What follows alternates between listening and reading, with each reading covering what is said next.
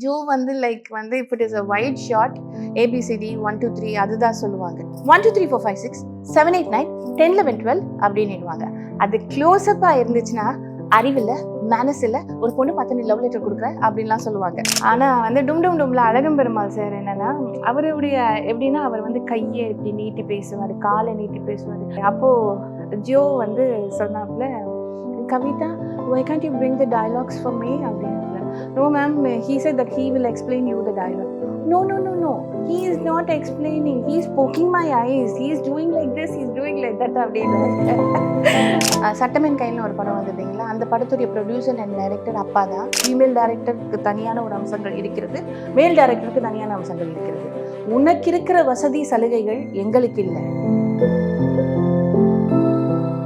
குறைந்த விலை, நிறைந்த தரம், தங்கள் தேவைகள் அனைத்தும் ஒரே இடத்தில். ஜெயச்சந்திரன். பிரியாணின்னு நினைச்சா அது நம்ம தொப்பி வாப்பா பிரியாணி தான். வேர்ல்ட் கிளாஸ் டேஸ்ட், உலகத்தரம் வாய்ந்த சுவையில் உன்னதமான பங்களிப்பு. ஹலோ மேம், எப்படி இருக்கீங்க? வணக்கம், நல்லா இருக்கேன் மேம். நீங்கள் வந்துட்டு ஒரு writer, director, dubbing artist, but இவ்வளோ பெரிய ஒரு ரோல்ஸ் எல்லாம் நீங்கள் வந்துட்டு மல்டி டேலண்டடாக வந்துட்டு ஹேண்டில் பண்ணிட்டு வரீங்க இல்லையா, அதுக்கு வந்துட்டு ஹேட்ஸ் ஆஃப் மேம்.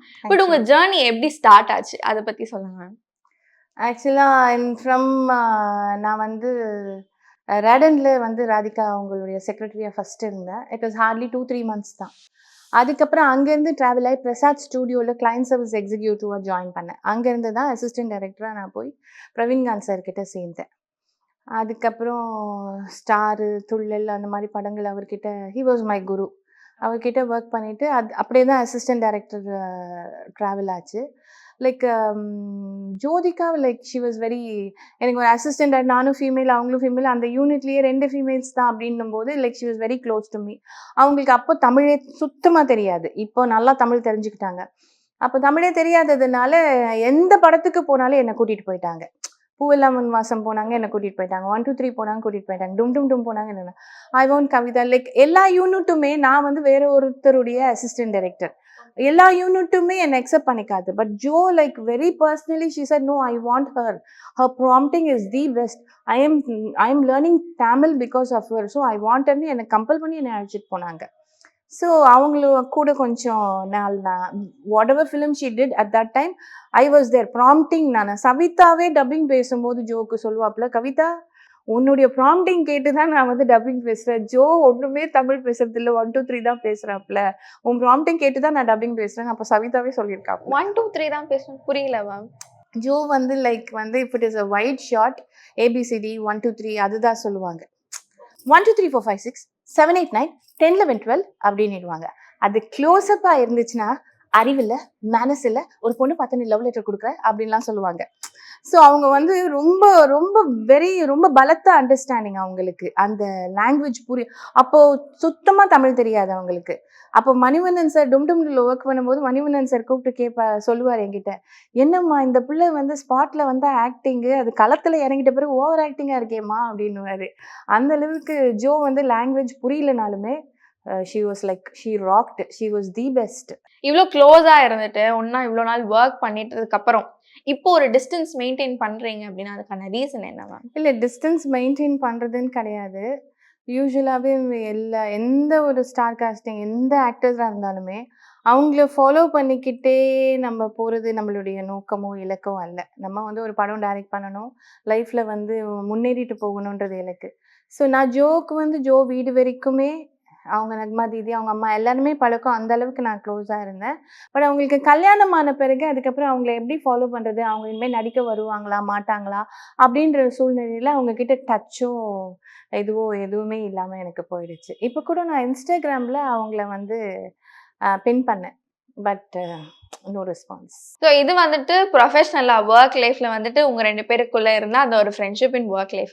அதை தாண்டி இப்போ அவங்களுக்கு தமிழ் தெரியாது இல்லையா, லெட்ஸ் சே ஃபார் எக்ஸாம்பிள் அவங்க வெளியே எங்கேயாவது போகிறாங்கன்னா உங்களையும் கூட கூட்டிகிட்டு போய் அங்கே ஏதாவது இந்த க்யூட் மூமெண்ட்ஸ், ஒரு அன்ஃபர்கெட்டபிள் மூமெண்ட்ஸ் அந்த மாதிரி ஏதாவது நடந்திருக்கா? அன்ஃபர்கெட்டபிள் மூமெண்ட்ஸ் மீன்ஸ் டும் டும் டும்ல வந்து மாதவன் சாருக்கும் நிறைய lengthy dialogues.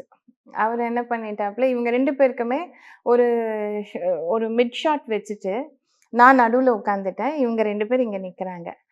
So Madhavan sir சொல்லிட்டாரு, கவி நான் உன்னை இப்படி முட்டியில் இப்படி இடிப்பேன், நீ எனக்கு ப்ராம்ப்ட் பண்ணணும்.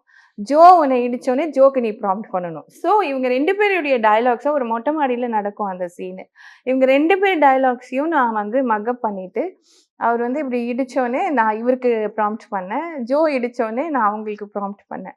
அது ஒரு நல்ல லவ்லி மூமெண்ட்ஸ். அதுக்கப்புறம் இந்த ஃபஸ்ட்டு அசிஸ்டன்ட் டைரக்டராக இருக்கும்போது அந்த பேட் பிடிக்கிறதுக்கு ஒரு எக்ஸ்பீரியன்ஸ் வேணும் அப்படின்னு சொல்லுவாங்க. நமக்கு பின்னாடி இருக்கிற அசோசியேட்ஸு, கோ டைரக்டர்ஸு இவங்கெல்லாம் வந்து இருக்கிறாங்க. அந்த பேட் பிடிக்கிறதுக்கு 2 வருஷம் வேலை செய்யணும் அப்படின்ற ஒரு கெத்துல பேசுவாங்க. நான் வந்து ஃபஸ்ட்டு படத்துக்கு என்ட்ரி ஆயிட்ட பிறகு டைரக்டர் கூப்பிட்டு ஜோக்கு வந்து நான் இங்கிலீஷில் ட்ரான்ஸ்லேட் பண்ணி I have to tell her the sequence and what is the character அப்படின்னு சொல்லிட்டு தான் அதுக்கப்புறம் ப்ராம்ப்ட் பண்ணுவேன். ஸோ இப்படின்ற சூழ்நிலையில் அந்த பேட் இருந்தால் தான் அந்த டயலாக்கை படிக்க வச்சுட்டு அந்த இதெல்லாம் பண்ண முடியும். அப்போ வந்து அந்த பேடை வாங்குறதுக்கு லைக் அவ்வளோ ஈகோ அங்கே இருக்கும். அசிஸ்டன்ட் டைரக்டர்ஸ், அசோசியேட்ஸ், கோ டைரக்டர்ஸ் மத்தியில். அப்போ வந்து நான் சிலம்பாட்டம் அப்படின்னு ஒரு படம் வந்துச்சு இல்லைங்களா? அந்த படத்து ரைட்டர் வந்து தான் என் கூட அசிஸ்டன்ட் டைரக்டர். அவர் வந்து அசோசியேட்டாக ஒர்க் பண்ணார். நான் அசிஸ்டண்ட்டு ஸ்டார் படத்தில். அப்போ எங்கள் ஃபஸ்ட்டு மீட்டிங்கே டைரக்டர் வந்து ஜோ மேம்க்கு வந்து டயலாக் கற்றுக் கொடுக்க சொன்னாங்க. கொஞ்சம் பேட் தரீங்களா? அப்படி மேலேருந்து என்னை கீழே பார்த்துட்டு, பேடா? இந்த பேடை பிடிக்கிறதுக்கு 2 வருஷம் வேலை செய்யணும். எத்தனை நாள் ஆச்சு வந்து நீ? அப்படின்னாப்புல. சரி ஒரே ஒரு நிமிஷம் கொடுங்க சார், திருப்பி கொடுத்துட்றேன். திருப்பி கொடுத்துருவியா? இவ்வளோ டைலாக் நீ படித்து திருப்பி கொடுத்துருவியா? அப்படின்னாப்புல. கொடுத்துட்றேன் சார் அப்படின்னு சொல்லிட்டு பார்த்துட்டு டைலாக் படித்து திருப்பி கொடுத்துட்டேன். அதுக்கப்புறம் ஷார்ட் போகுது. ஆக்ஷன் அப்படின்னு சொல்கிறாங்க. பேட் இல்லாமல் நான் டைலாக்கை படிக்கிறேன் ஒரு அதை ப்ராம்ப்டிங் பண்ணுறேன். அதை கேட்டு ஜோவும் பேசுகிறாங்க. அப்படின்னோடனே ஒரு பக்கம் இவரும் இப்படி முறைக்கிறாரு. அதுக்கப்புறம் ரொம்ப க்ளோஸ் ஃப்ரெண்ட்ஸ் ஆகிட்டோம் நாங்கள் எல்லாருமே. தட் வாஸ் another எக்ஸ்பீரியன்ஸ் எனக்கு. நான் வந்து எனக்கு வந்து இந்த சினிமா அப்படின்றது ரொம்ப ஒரு ஐ இவாப்ரேட்டட் தட். அப்போ பிகினிங்கில் நிறைய ஆர்வக்கோளாறு இருக்கும்னு சொல்லுவாங்க தெரியுங்களா? அந்த ஆர்வக்கோளாறுலேயே நிறைய விஷயங்கள் நான் வந்து எல்லா டிபார்ட்மெண்ட்லேயும் கலந்துப்பேன். So I love cinema. ஒவ்வொரு டைரக்டர்ஸ் நான் வந்து ஜோ கூட ட்ராவல் ஆகும்போது ஒவ்வொரு டைரக்டர்ஸ் ஒவ்வொரு மாதிரி இருப்பாங்க. இப்போ எங்கள் பிரவீன்காந்த் சார் வந்து எப்படின்னா, டைலாக் பேப்பரை வந்து என்கிட்ட கொடுத்துருவாரு. அந்த அம்மாவுக்கு ட்ரான்ஸ்லேட் பண்ணி அந்த அம்மாவுக்கு விஷயத்த சொல்லிடுமா, அந்த விஷயத்த சொல்லிட்ட பிறகு நீ ப்ராம்ப்டிங் பண்ணிடுமா அப்படின்பாப்புல. நான் I will do the same and she will understand. ஆனால் வந்து டும் டும் டும்ல அழகும் பெருமாள் சார் என்னன்னா, அவருடைய எப்படின்னா அவர் வந்து கையை இப்படி நீட்டி பேசுவார், காலை நீட்டி பேசுவார். அந்த கேரக்டருக்குள்ளேயே இறங்கிடுவார். அந்த கேரக்டர் எகிரி குதிக்கிற கேரக்டர்னா இவரே போய் எகிரி குதிப்பார். ஸோ இந்த மாதிரி சில விஷயங்கள் சொல்லுவார். அதனால வந்து அப்போது ஜோ வந்து சொன்னாப்புல, Kavitha, why can't you bring the dialogues for me அப்படின்னாப்புல. No ma'am, he said that he will explain you the dialogue. No, no, no, no. He is not explaining. He is poking my eyes. He is doing like this. He is doing like that. அப்படின்னாரு. அதனால no, no, no. I don't want Azhagam Perumal to tell me. You come and tell me அப்படின்னு ஜோ சொன்னாங்க. அது வந்து ஒரு sweet moment அது. That's cute ma'am. நீங்க film இண்டஸ்ட்ரியில வந்துட்டு ஒரு ரோல் நான் வந்துட்டு பெர்ஃபார்ம் பண்ணியே ஆகணும். நான் இந்த பர்ட்டிகுலர் டைரக்ஷன் டீம்ல தான் இருக்கணும். லைக் நான் டப்பிங் பண்ணணும். ஆக்டிங்ல இன்ட்ரெஸ்ட் இருந்தா ஆக்டிங் பண்ணலாம். ரைட்டரா இருக்கணும் அப்படின்ற மாதிரி உங்களுக்கு நிறைய தாட்ஸ் இருந்திருக்கும் இல்லையா மேம்? பட் அந்த தாட் வந்ததுக்கான ரீசன் என்ன? யார் இன்ஸ்பயர் பண்ணா? My dad is a very big film director. Is a producer also. சட்டமென் கையில்னு ஒரு படம் வந்ததுங்களா? அந்த படத்துடைய ப்ரொடியூசர் அண்ட் டைரக்டர் அப்பா தான். அதனால் வந்து ஸோ ஆட்டோமேட்டிக்காக ஆப்வியஸ்லி அப்பாவுடைய ரத்தம் ஒரு சொட்டாது என் உடம்புல இருக்காதா? ஸோ எனக்கு வந்து எனக்கு சின்ன வயசுலேருந்தே I am very creative women and versatile lady.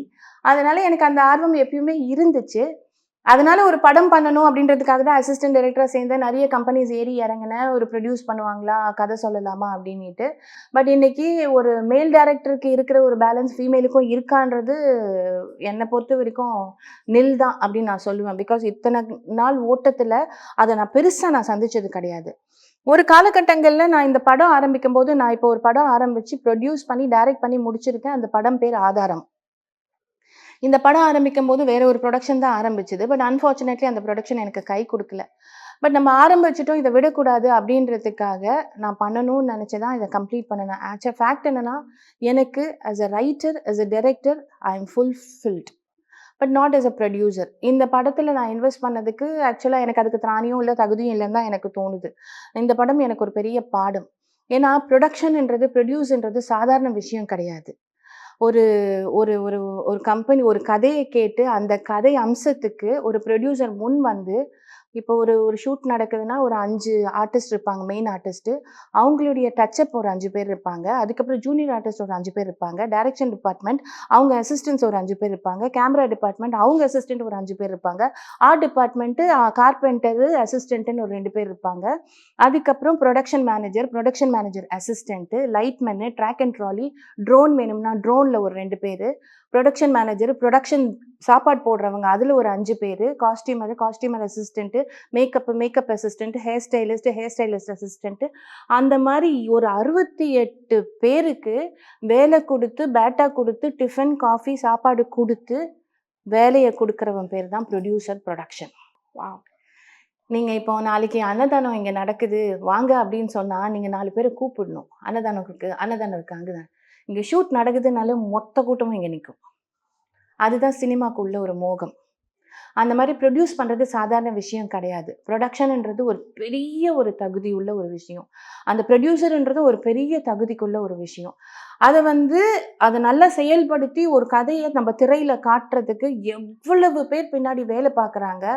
அவ்வளவு பேர் வேலை பார்த்து பல கோடி இன்வெஸ்ட் பண்ணி நெறைய விஷயங்கள் நஷ்டமாகுது. ஆனா அந்த நஷ்டம் மட்டுமே அந்த ப்ரொடியூசர் மட்டும் தான். இப்ப ஒரு படம் ஜெயிச்சாலும், தோத்தாலும் ஹீரோ தப்பிச்சுட்டு போயிடுவாப்ல. பாதிக்கப்படுறது அந்த டைரக்டர். அந்த ப்ரொடியூசர் மட்டும் தான். ஜெயிச்சுட்டாப்லனா, அந்த டைரக்டர் அடுத்து எனக்கு ஒரு வாழ்க்கை கிடைக்குதான்னு உட்கார்ந்திருப்பாப்ல. ப்ரொடியூசர் காசு கிடைச்சா போதும்னு நெனச்சு போயிடுவாப்ல. பட் ஹீரோ தப்பிச்சுட்டு போயிட்டே இருப்பாப்ல. படம் ஜெயிக்குது, ஜெயிக்கல. ஹீரோ தப்பிச்சுட்டு போயிட்டே இருப்பாப்ல. அந்த மாரி இந்த படத்துல நான் இந்த படத்த பண்ணி முடிச்சுட்டேன். பட் அது ரிலீஸுக்கு கொண்டு வர்றதுக்கு நான் நெறைய சிரமங்கள சந்திக்கிறேன். நெறைய பேர் சொல்லியிருக்காங்க, இந்த ஃபீமேல் டைரக்டர், மேல் டைரக்டர் அப்பல்லாம் ஒண்ணும் கிடையாது. டைரக்டர்னா அப்பல்லாம் கிடையவே கிடையாது. ஃபீமேல் டைரக்டருக்கு தனியான ஒரு அம்சங்கள் இருக்கிறது. மேல் டைரக்டருக்கு தனியான அம்சங்கள் இருக்கிறது. உனக்கு இருக்கிற வசதி, சலுகைகள் எங்களுக்கு இல்ல. எங்களுக்கு இருக்கிற தடைகள் உங்களுக்கு இல்ல. ஸோ அதனால திஸ் லாட் ஆஃப் டிஃபரன்ஸ். சிந்தனைகள், கதை, நம்மளுடைய எடுக்கிற முறை இதெல்லாம் வேணா வெவ்வேறுபட்டு ஒண்ணா வேணா இருக்கலாம். பட் விஷயங்கள் அப்படின்னா female director is different from a மேல் டைரக்டர்ன்றது என்னுடைய கருத்து.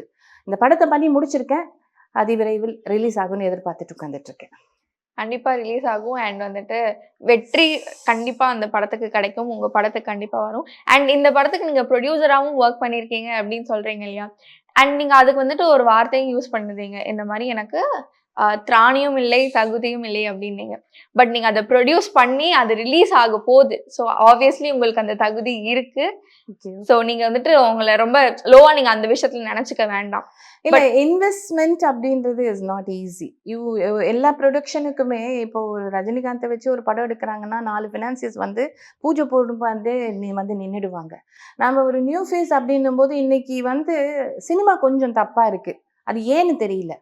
2024 2023ல இருந்து சினிமா கொஞ்சம் தப்பா மாறிடுச்சு. இல்ல பெரிய ஸ்டார் காஸ்டிங் படம் தான் ஓடணும், பெரிய ஸ்டார் காஸ்டிங் ப்ரொடக்ஷன்ஸ் தான் ஓடணும் அப்படின்னா, இப்போ சமீபமா வந்த பெரிய பெரிய ஸ்டார் படம் அட்ரு ஃப்ளாப் ஆயிருக்கு. ஃபார் எக்ஸாம்பிள் இந்த விஜய் ஆண்டனி படம், பிரதர், இது எல்லாமே உங்களுக்கு நியூ ஃபேஸ்ன்ட்டு நியூ ஃபேஸ் படத்தை நீங்க ஒதுக்குனீங்கன்னா எல்லா ஸ்டார் காஸ்டிங் படமும் ஓடணும். ஃப்ளாப் ஆச்சுன்னா இனி திருப்பி அந்த ஹீரோ என்ட்ரி ஆகக்கூடாது அப்படின்னு ஏதாவது அறிக்கை கொடுப்பீங்களா? கொடுக்க மாட்டீங்களா? அப்புறம் என்னங்க, சினிமான்றது யார் வேணா நடிக்கலாம், எப்படி வேணா நடிக்கலாம். அது ஸ்டார் காஸ்டிங் படம் இந்த ரேஞ்சு, நியூ ஃபேஸ் படம் இந்த ரேஞ்சுன்னு யாருமே பிரிக்கக்கூடாது. ஒரு கதையை இந்த மாதிரி ஒரு கதையை பாருங்க, அந்த மாதிரி ஒரு கதையை பாருங்க, அவ்வளவுதான்.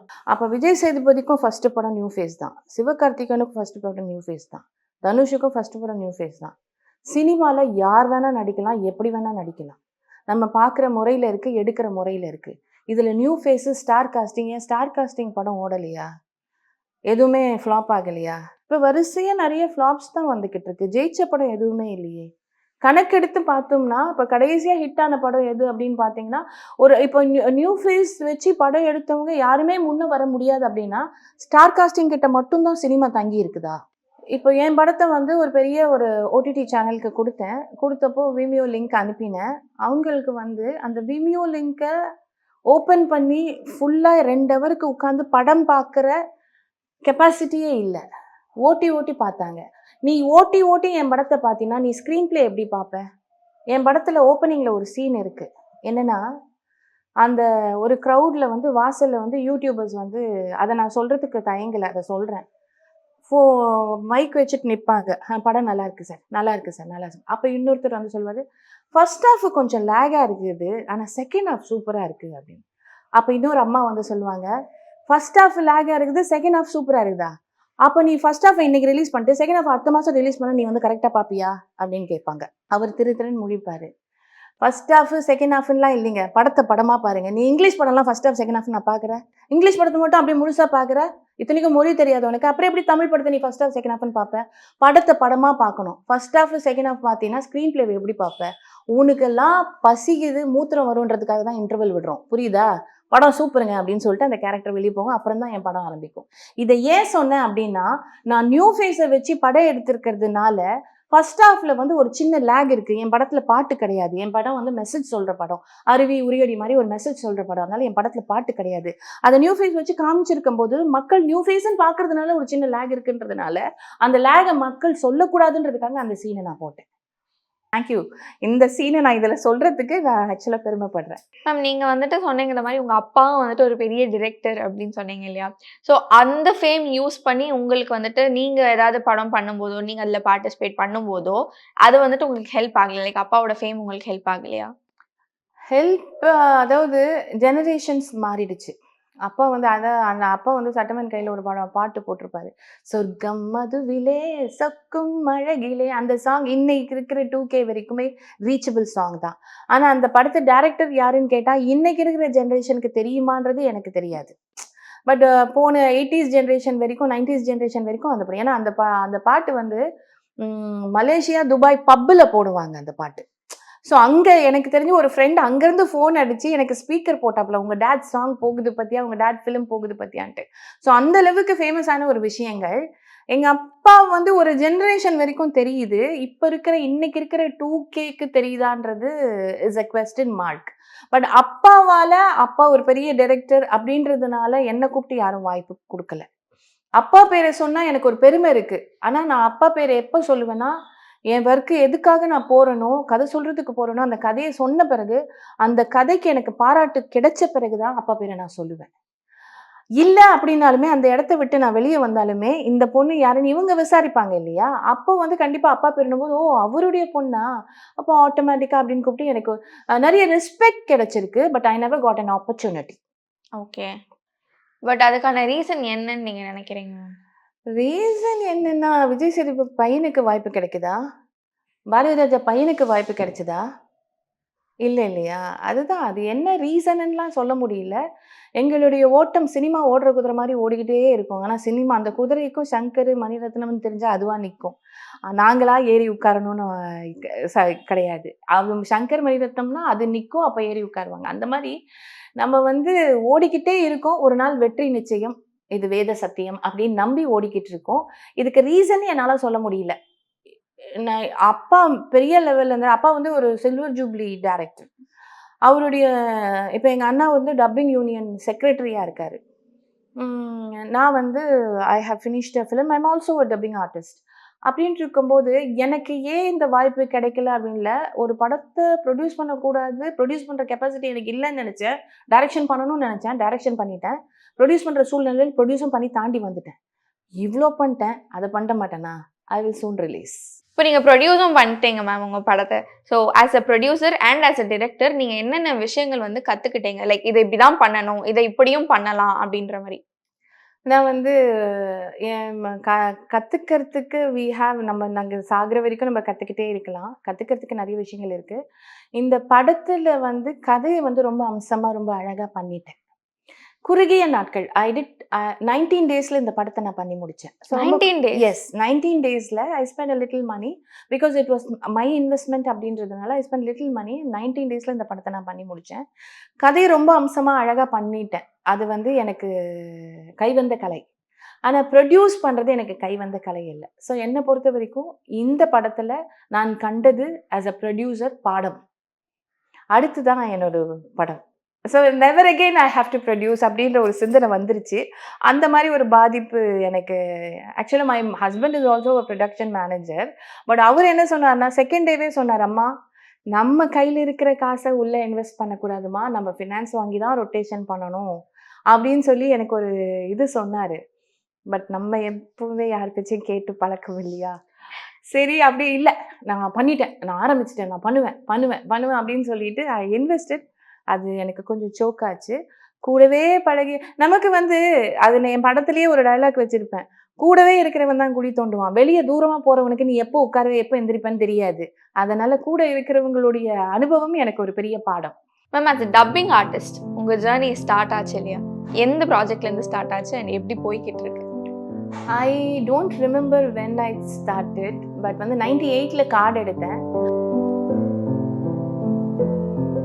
குறைந்த விலை நிறைந்த தரம் தங்கள் தேவைகள் அனைத்தும் ஒரே இடத்தில். ஜெயச்சந்திரன். பிரியாணின்னு நினைச்சா அது நம்ம தொப்பி வாப்பா பிரியாணி தான். வேர்ல்ட் கிளாஸ் டேஸ்ட், உலகத்தரம் வாய்ந்த சுவையில் உன்னதமான பங்களிப்பு.